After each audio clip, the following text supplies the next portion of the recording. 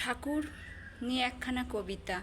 ঠাকুর তুমি সূর্যের মতন উজ্জ্বল, সমুদ্রের মতন শীতল, আর বাতাসের মতন মৃদুবন্ধ স্পর্শ। ঠাকুর তোমাকে কিভাবে পাবো, কিভাবে চিনব, কিভাবে দেখব, সেটা আমার অন্তরের অনুভূতি।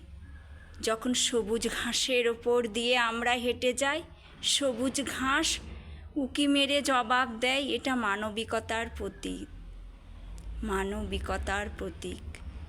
সে দুর্বল নয়, সে সবল, কিন্তু তিনও সমদহে। কবির ভাষায় সবুজ ঘাস মাতৃজাতির প্রতীক। মা যেমনি তার শিশুকে কোলে নিয়ে আনন্দে আত্মহারা হয়ে যায়, তেমনি সবুজ ঘাসের ওপর দিয়ে আমরা হেঁটে যাই।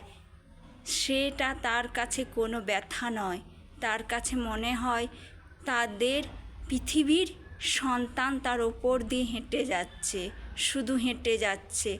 আর না বলা ভাষার স্বপ্নগুলো এঁকে যায় পৃথিবীর বুকে একের পর এক।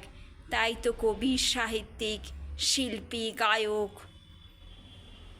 অভিনেতা, অভিনেত্রী, পড়াশোনায়, সমস্ত কিছুতে আজকে এক অনন্য প্রতিভা এগিয়ে যায় কোনো এক সুদূর প্রেক্ষাপটে, যেখানে নিঃসন্দেহে এগিয়ে যায় জীবনের রথচক্র। সেই চক্রে অবতারণ করে এক অর্জুন আর তার সারথি কৃষ্ণ। যে কৃষ্ণ সখা অর্জুন, তার কিসের চিন্তা, সে তো জয়ী হবে। সত্যনিষ্ঠার পথে এগিয়ে যাওয়া মহাভারত, আমাদের হিন্দু সমাজের শ্রীমদ্ ভাগবত, আর আল্লাহর কোরআন, আর প্রভু যিশুর বাইবেল, সে একই কথাই বলে।